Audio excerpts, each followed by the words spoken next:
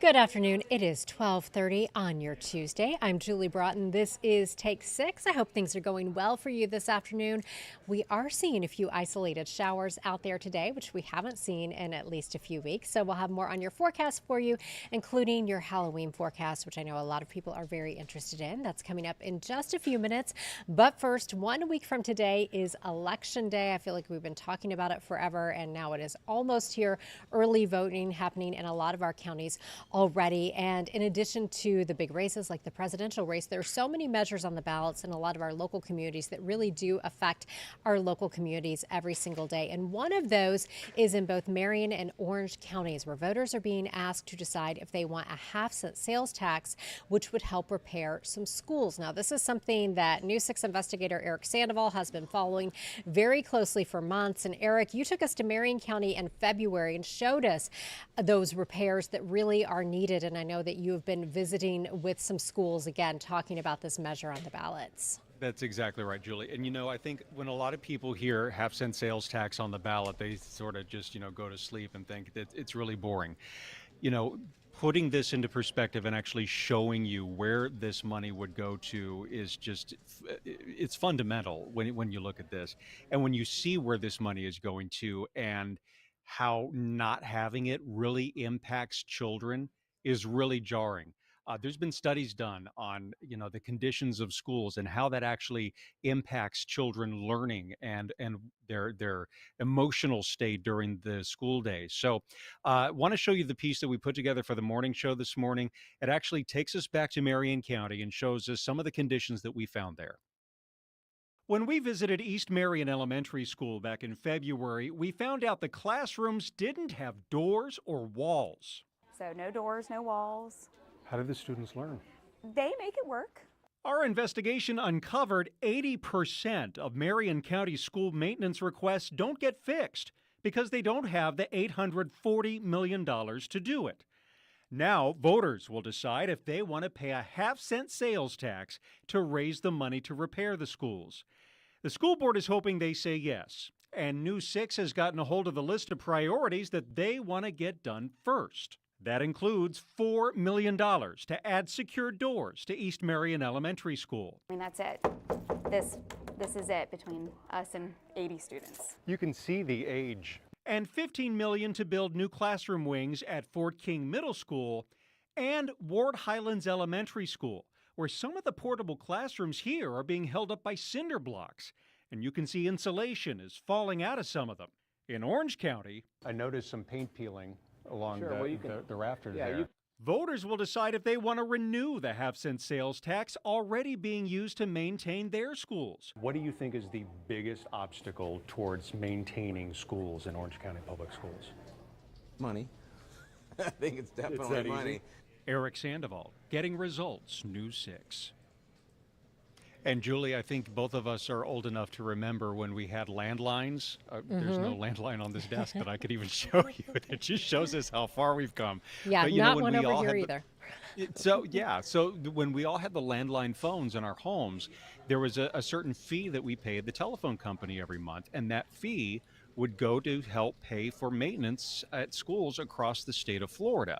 Well, ever since the cell phone came into existence and we no longer pay that fee for our landlines, that fund has dried up. School districts are not getting any more money from the state.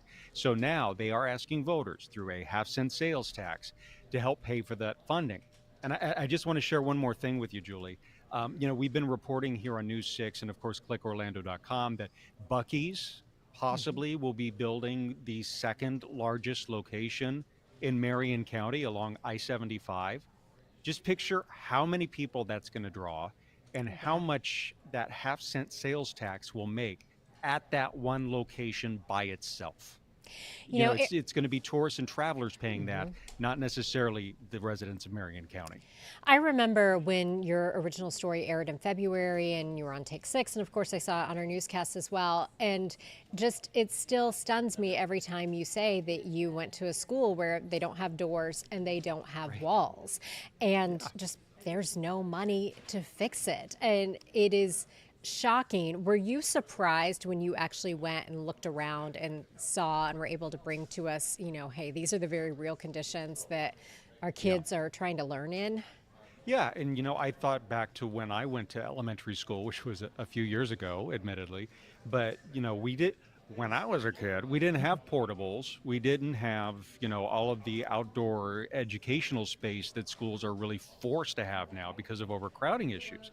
And what I was really shocked at was the condition of some of the portables. In Marion County in particular, some of their portables are older than I am. They were actually built in the early 1960s, and they haven't been maintained. And I think that was some of the video that we showed you of the insulation just falling out from underneath them. So they've tried the best that they can to keep up with growth and with the times and with wear and tear and hurricanes coming through Central Florida, but ultimately they've just run out of money, and they're asking the community now to just help pay for it. Half-cent sales Yeah. tax. Yeah, I mean, when you look at that video, it seems very difficult to be like, no, I don't want to contribute to this. I know, people opposed to this, I'm sure you've talked to them, have to have their reasons, but it just, kills your heart looking and seeing these kids in schools without doors and walls.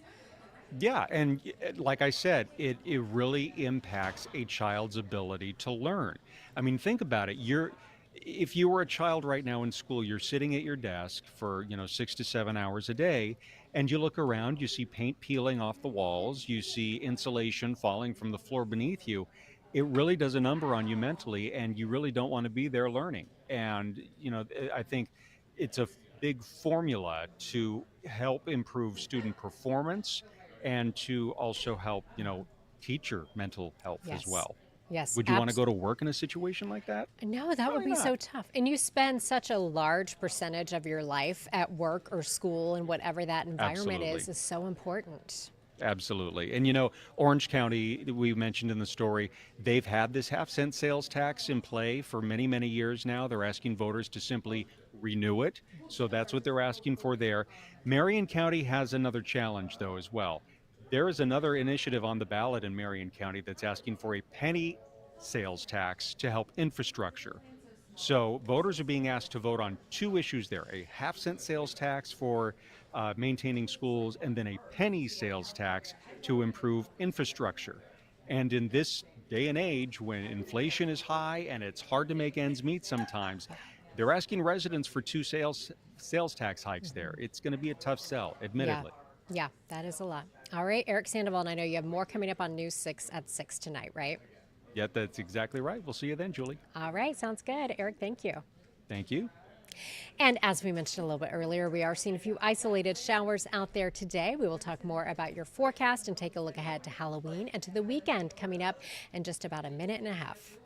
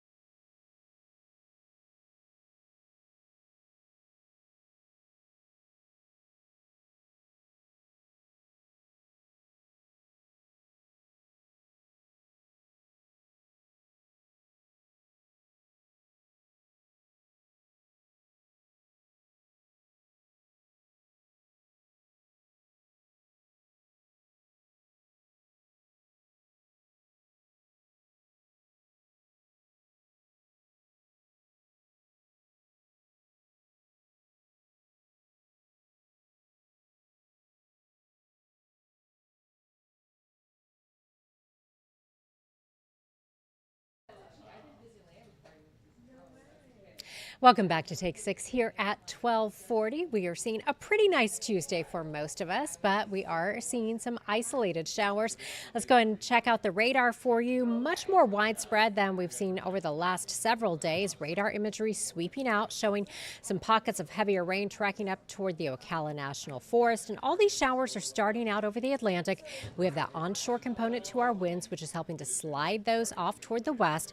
So we'll keep our rain chances for today right around 20 to 30%. Temperature wise, we're feeling pretty good, right in that normal range. If you are in the Villages, you're at 79. It is 81 right now in Orlando, 80 in Melbourne, 81 in New Smyrna Beach, and Palm Coast, you are checking in right now at 81 degrees. Here's a look at our clouds and rain forecast as we roll you through the afternoon, stopping the clock at 2 o'clock. Again, the modeling still picking up on some of those showers, moving from east to west by 5 o'clock. I think right along I-95 near Daytona Beach, we could see some pockets of heavier rain. Some of these do lose a little bit of their energy as they track inland. Then through the overnight hours, will stay mostly dry. I do think, again, we could see some patchy fog northwest of I-4. So if you saw a little bit of fog up in areas like Marion County, northern Lake County, Sumter County this morning, I think you could see more of the same tomorrow morning. Now, our rain chances for today are highest along our coastal areas and then begin to drop as they head to the west. But overall, we'll call our rain chances around 20 to 30%. Checking out the tropics for you, nothing of any immediate concern. The National Hurricane Center has highlighted that area in orange, you see, for the potential of some further development over the next several days. So a 40% chance of further development over the next week. I do think there's a good chance we could see a tropical depression forming by the weekend. Still a little early to tell what impacts this would have, if any, for Florida, but it's something we're watching very closely, and we will continue to update you on that.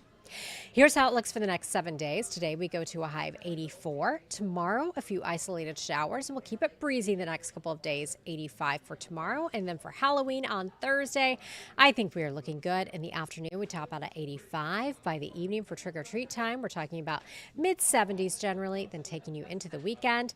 I think it'll be nice. Low to mid-80s. Our overnight lows hover around 70. We'll talk much more about your local forecast and the tropics coming up on News 6 starting at 4. If you have any questions or comments for us at Take 6, head to clickorlando.com/Take 6. Let us know what's on your mind. Thanks so much for stopping by, and I'll see you at 4.